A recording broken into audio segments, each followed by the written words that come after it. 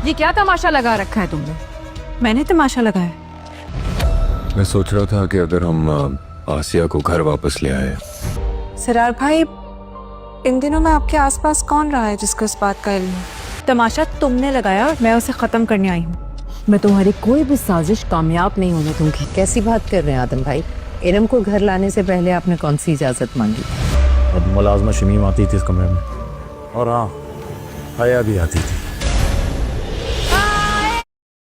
इरम ने आते के साथ हमारे मसूल के घर में सारे मसाइल को हल करना शुरू कर दिया है। उसने जरार से भी पूछा कि इस तमाम मसले के दौरान आपके के पास आसपास कौन होता था, तो उसने कहा कि मुलाजमा होती थी और कभी कभार हया भी आती थी।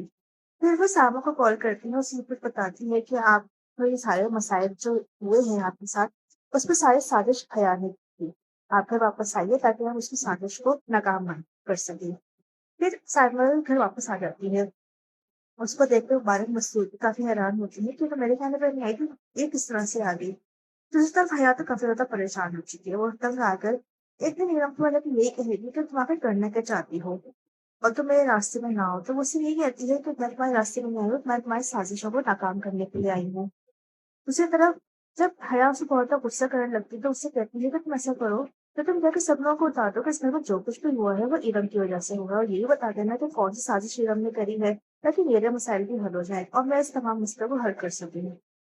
दूसरी जानिब अभी सब कुछ देखकर हया काफी ज्यादा परेशान है। वो सोच रही है कि सबकी प्लानिंग करके सब कुछ इस घर से खत्म किया था, एक ही करके सब लोग घर से चले गए थे, तो अब किस तरह से सब कुछ मसले हल होना शुरू हो गए हैं। अब वो नई साजिश के बारे में सोच रही है।